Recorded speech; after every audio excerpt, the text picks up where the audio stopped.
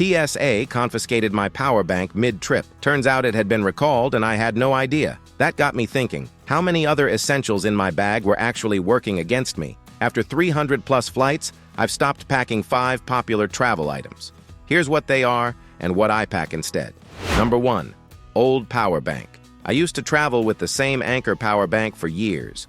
Worked perfectly, until the day a TSA agent pulled it out of my bag and told me it had been recalled.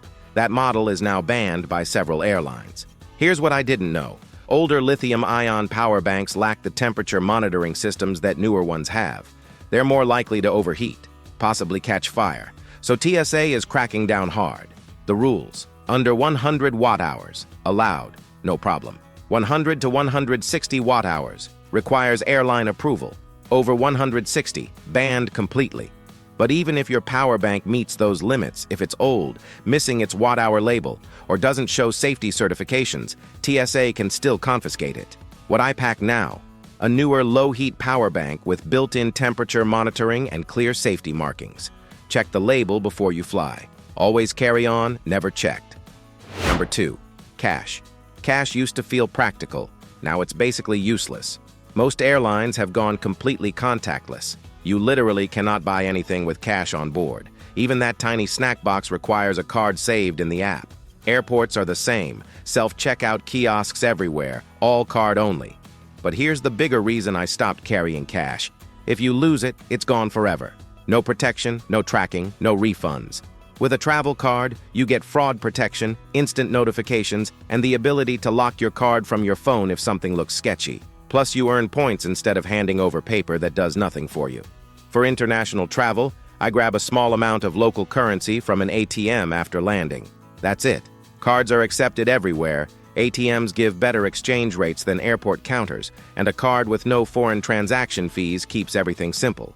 Pro tip: when paying abroad, always choose local currency. Never let them convert to your home currency. The rate is terrible and there are hidden fees.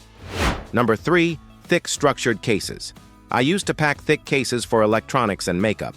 They take up massive space, which is not ideal when airlines are cracking down on carry-on sizes and basic economy only allows a personal item. What I switched to: simple Ziploc bags. This one swap saves tons of space. Clear bags make TSA security incredibly fast because they can see everything instantly. I also pack my in-flight essentials: headphones, snacks, eye mask, in a Ziploc inside my bag. Bag within a bag strategy. When I need something mid-flight, I grab the whole thing instead of digging through my entire bag while cramped in a tiny seat. They're basically free, endlessly useful, and I use them for everything. Wet swimsuits, dirty clothes, shoes I don't want touching my other stuff. Simple, effective, game changer. Number 4. Pill organizer. Pill organizers take up space, but here's the bigger issue. TSA and international customs prefer medications in their original packaging with your name and prescription label.